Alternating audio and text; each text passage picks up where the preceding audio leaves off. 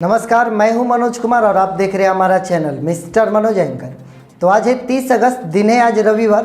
तो आइए सबसे पहले ज़िले की सुर्खियों पर डालते हैं एक नज़र।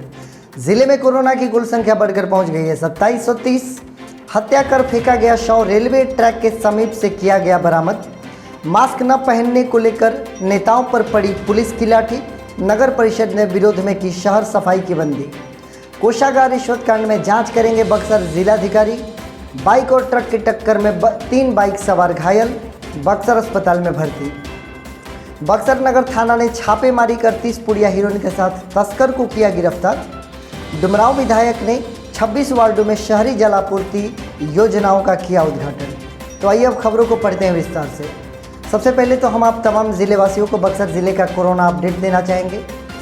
आपका यह जानना आवश्यक है कि अब बहुत तीव्र गति से जांच हो रही है, लेकिन बहुत ही कम रिपोर्ट्स आ रहे हैं, इसलिए हम सभी लोग राहत की सांस ले सकते हैं। तो अभी हमारे ज़िले में कुल मिलाकर जो संख्या है कोरोना की वो 2730 है।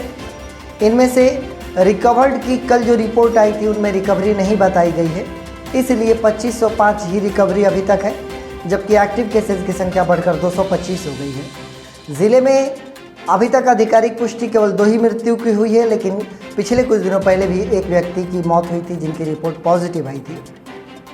कल जो रिपोर्ट्स आए थे हमारे बक्सर ज़िले में उनमें केवल 17 लोगों के पॉजिटिव आने की खबर हुई थी। इनमें से डुमरांव के कसिया वार्ड नंबर 9 से एक व्यक्ति पॉजिटिव है, जबकि बक्सर से 9 लोगों की रिपोर्ट्स पॉजिटिव आई है, जिनमें पांडेपट्टी से 3, राजपुर हेठवा से 1, धोबी घाट से 1, कमहरिया और मिश्रवलिया से 1, जबकि V2 रिटेल लिमिटेड के 2 व्यक्ति की रिपोर्ट्स पॉजिटिव आई थी। वहीं अगर हम चौसा की बात करें तो 4 रिपोर्ट्स पॉजिटिव आए थे, जिनमें पावर प्लांट से 1 रिपोर्ट और चौसा का नया हॉट स्पॉट जो तैयार हो रहा है बनारपुर, वहां से फिर 3 लोगों की रिपोर्ट्स पॉजिटिव आई है। यानी कि कुल मिलाकर चौसा में अभी तक जो रिपोर्ट्स आए हैं वो 10 पहुँच चुके हैं। चौगाई के चकौड़ा से 1 व्यक्ति की रिपोर्ट पॉजिटिव है। वहीं सिमरी प्रखंड से 2 लोगों की रिपोर्ट पॉजिटिव है, जिनमें एक प्रॉपर सिमरी के रहने वाले हैं और दूसरे दुल्लापुर के रहने वाले हैं। यह हमारे बक्सर ज़िले के कल आए 17 रिपोर्ट्स का डिटेल हो गया, जो हमने आपको बता दिया। अब हम आपसे यही निवेदन करना चाहेंगे कि अब बहुत ही जल्दी हम लोग अपने सामान्य जीवन की तरफ लौट रहे हैं। रिकवरी का रेट हमारे पूरे इंडिया में बहुत ही तेज़ है और बक्सर ज़िला भी अव्वल है रिकवरी करने के मामले में। तो हम अपने बक्सर ज़िले के कुशलता की कामना करें और इसके लिए एक जिम्मेदार नागरिक होने के नाते अपने अपने कर्तव्य का निर्वहन करें। हम सभी के एकजुट प्रयास से ही हम अपने ज़िले को कोरोना मुक्त बना सकते हैं। प्रशासन जो अपनी तरफ से प्रयास कर रही है, हम जो अपने तरफ से प्रयास कर रहे हैं, हमारी लाख शिकायतों के बावजूद हम अपने योग्य नागरिक होने का फ़र्ज़ अवश्य निभाएं। और चूँकि हम बक्सर ज़िले के रहने वाले हैं, बक्सर हमारा घर है, तो इस घर को सुरक्षित रखना और घर को बचाने में हमारा भी योगदान होना चाहिए। खबरों को आगे बढ़ाना चाहेंगे कि आपको मालूम है कि वर्षा ऋतु में गंगा का जलस्तर इस महीने में हमेशा बढ़ता है और अभी जो सूचना आई है जल स्तर बहुत ही तेज़ी से बढ़ रहा है और बहुत ऊपर तक खतरे के निशान के पास पहुंच गया है। इस वजह से ज़िला प्रशासन ने गंगा नदी में नौका परिचालन पर और गंगा स्नान पर पूर्ण रूप से प्रतिबंध लगा दिया है।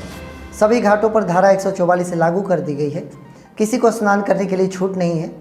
सरकारी नौकाओं को छोड़कर और किसी भी प्रकार की नौका नहीं चलेगी। नहीं मछली मारने वाले लोग ही अपने नौका को लेकर गंगा में प्रवेश कर सकते हैं।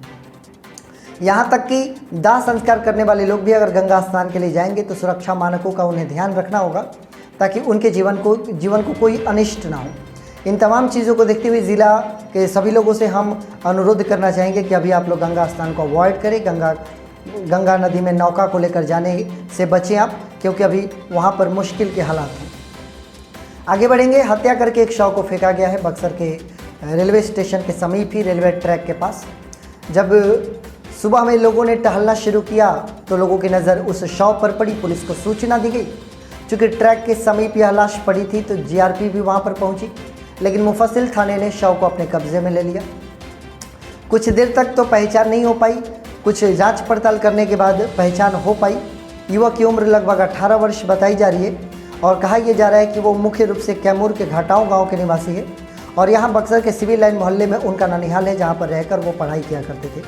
इतनी कम उम्र के किशोर और इनकी क्या दुश्मनी हो सकती है? कौन इनकी हत्या कर सकता है? पुलिस इस मामले की जाँच पड़ताल भी कर रही है उनके गले पर कटे का गहरा निशान है, जिससे कि ये प्रमाणित हो रहा है कि निश्चित तौर पर किसी ने हत्या करके और साक्ष्य को मिटाने के उद्देश्य से, लाश को ठिकाने लगाने के उद्देश्य से ट्रैक के किनारे फेंक दिया था। आगे बढ़ेंगे। मास्क ना पहनने को लेकर नेताओं पर लाठी चटकी है, और जब नेताओं पर आक्रमण होगा तब तो फिर दिक्कत होगा। कल मैंने एक बात कही थी कि नेताओं के लिए जितनी भी छूट दी गई है सभाएं करने की, अगर वो जायज़ है तो शिक्षकों को भी कम से कम अपनी रोजी रोटी चलाने के लिए कुछ छूट मिलनी चाहिए, ताकि ये भी अपने रोजी रोटी का जुगाड़ कर सके। कल मुझे एक बहुत ही अच्छी बात याद आई कि नेताओं की सभा में कोरोना नहीं पहुंचेगा, क्योंकि नेताओं से कोरोना को भी डर लगता है। लेकिन अगर शिक्षक पढ़ाना शुरू कर दे तो शिक्षक के क्लास में जाकर बेंच पर कोरोना बैठ जाएगा, क्योंकि शिक्षक, कहा जाता है कि शिक्षक से तो छात्र नहीं डरते, और जब छात्र नहीं डरते तो कोरोना को क्या डर लगेगा शिक्षक से। और इसी कड़ी में कल नेताओं पर पुलिस की लाठी पड़ गई। हुआ यूँ कि डीएम और एसपी का काफिला गुजर रहा था शहर से। नगर में काफ़ी ज़्यादा भीड़ इकट्ठा थी, बहुत सारे लोगों को बिना मास्क के देखा गया। इसके तहत कार्रवाई कर दी गई। कुछ लोगों ने पुलिस वालों का विरोध किया, जिससे कि पुलिस वालों ने लाठी चला दी, जिसकी वजह से अफरा तफरी का माहौल कायम हो गया। कुछ लोगों को जेल भी भेजा गया, लेकिन जेल भेजने के तुरंत बाद उन्हें रिहा कर दिया गया, क्योंकि मामला तो कोई संगीन था नहीं। तब तक पता चला कि नगर परिषद के कुछ उसमें वार्ड पार्षद भी मौजूद थे उस भीड़ में, जिस पर कि पुलिस ने लाठियाँ चलाई। हालांकि कोई बहुत बड़ा विवाद नहीं हुआ है, बहुत ज़्यादा मारपीट नहीं हुई है, लेकिन इसके बावजूद जितना भी हुआ इसको लेकर नगर परिषद ने विरोध करना शुरू कर दिया है। कि उनका कहना है कि पुलिस वाले स्वयं भी बहुत जगहों पर मास्क नहीं पहनते, और अगर थोड़ा सा मास्क अगर नहीं भी पहने लोग तो उन पर कार्रवाई करने का कोई अधिकार नहीं बनता। इसके तहत नगर की साफ सफाई नहीं होगी, ऐसा कहकर नगर परिषद वालों ने विरोध किया है। अब देखना यह है कि पुलिस प्रशासन एक तरफ, नगर परिषद के लोग, जनप्रतिनिधि एक तरफ, जनप्रतिनिधि और पुलिस का जब मुकाबला होता है तो मामला किस ओर जाता है, ये आने वाला वक्त बताएगा। खबरों को आगे बढ़ाएंगे। कल एक रिश्वतखोरी का मामला उजागर हुआ था। कोषागार रिश्वत कांड के बारे में हमने आपको बताया था कि सरयू ओझा से रंगे हाथ रिश्वत लेते हुए कोषागार कर्मी की वीडियो रिकॉर्ड कर ली गई थी, उसको वायरल कर दिया गया था। अब इसकी जांच की जिम्मेदारी जिलाधिकारी ने उठाई है, और जिलाधिकारी ने अपर समाहर्ता चंद्रशेखर ओझा को यह जिम्मेवारी सौंपी है। आपको ज्ञात होना चाहिए कि सरयू ओझा से रत्नेश कुमार नाम के कर्मी ने रिश्वत ली थी, जिसका वीडियो वायरल होने के बाद पूरे प्रशासनिक महकमे में हड़कंप मचा हुआ था। अब ये जांच किस ओर जाती है और कितना हद तक सत्यता के साथ जांच किया जा सकता है, ये आने वाला समय बताएगा। आगे बढ़ेंगे। दुखद खबर एक आ रही है। बाइक और ट्रक की टक्कर में 3 बाइक सवार जख्मी हुए हैं। बताया ये जा रहा है कि चौसा निवासी राकेश कुमार अपने बाइक पर सवार होकर अपने पत्नी और अपने बहन को बक्सर लेकर आए थे आँख का उपचार करने के लिए। उपचार होने के पश्चात वो अपने गाँव लौट रहे थे। जेल मोड़ के समीप उनकी बाइक पहुंची, तब तक गैस से लदा हुआ ट्रैक्टर और बाइक में टक्कर हो गई। तीनों लोग सड़क पर गिर पड़े। हादसा इतना भयानक था कि एक पल के लिए लोगों को लगा कि कोई बचेगा नहीं। दौड़े दौड़े लोग पहुंचे, लेकिन गनीमत रही, बाइक सवारों को केवल चोटें आई, उनकी ज़िंदगी सलामत रही। चूँकि वहीं पर सदर अस्पताल स्थित है, लोगों ने ट्रक को घेर लिया और बाइक सवारों को ले जाकर सदर अस्पताल में भर्ती कराया गया। पुलिस प्रशासन ने ट्रक को कब्जे में ले लिया है, और उनका कहना है कि तीनों ही घायल सुरक्षित हैं और उनको चोटें केवल आई हैं। एक बड़ी दुर्घटना होते होते टल गई। अक्सर जब हम 3 लोगों को बाइक पर लेकर चलते हैं तो हमारे अंदर और भी ज़्यादा जागरूकता और सचेत रहकर चलाने की आवश्यकता है सड़क पर, वो भी बाइक लेकर।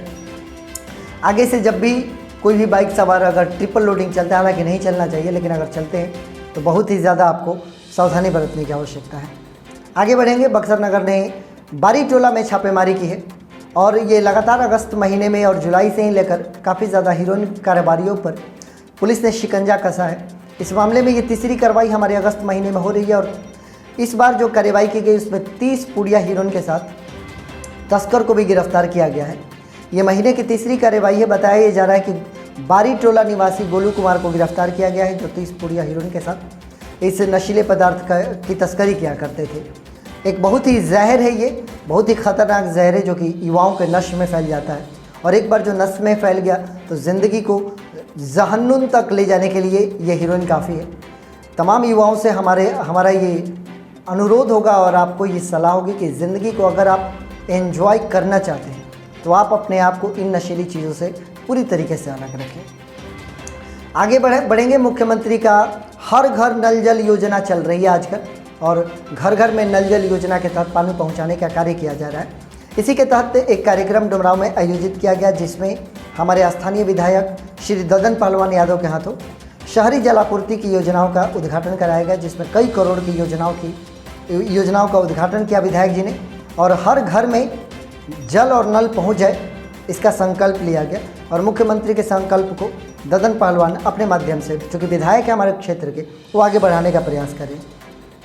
इसी के तहत केसठ प्रखंड के रामपुर पंचायत के वार्ड नंबर 6 के बैजनाथपुर गांव में सचिव भरत तिवारी तथा वार्ड सदस्या श्रीमती गीता देवी की अध्यक्षता में वहां पर हर घर नल जल योजना का शुरुआत किया गया। वीडियो कॉन्फ्रेंसिंग के जरिए श्री नीतीश कुमार जी को लोगों ने सुना और देखा, और हर जगह हर गांव में ये चल रहा है। और बैजनाथपुर गांव के लोगों के लिए भी हर घर जल नल योजना की व्यवस्था की गई है। ये हमारे बक्सर ज़िले का अपडेट है जो मैंने आप तक पहुंचाया। इसके बावजूद, ये सारे अपडेट्स जानने के बावजूद भी हमारा आपसे अनुरोध यही होगा कि अभी भी बहुत सारे ऐसे लोग हैं जो इस कोरोना के समाप्त होने का इंतज़ार कर रहे हैं, क्योंकि इस कोरोना के कारण उनकी रोजी रोटी बंद है। तो आप लोगों से अनुरोध होगा कि आप अपने आप को जितना हो सके आप बचा कर रखें, ताकि आपकी सुरक्षा रहे और वो अपने नॉर्मल लाइफ में वापस आ सके। इस कोरोना काल में आप सकुशल रहें, सुरक्षित रहें और कोरोना से बचे रहें, ऐसी हमारी कामना है। और आप हमारे साथ बने हुए हैं, इसके लिए आप सभी का बहुत बहुत धन्यवाद।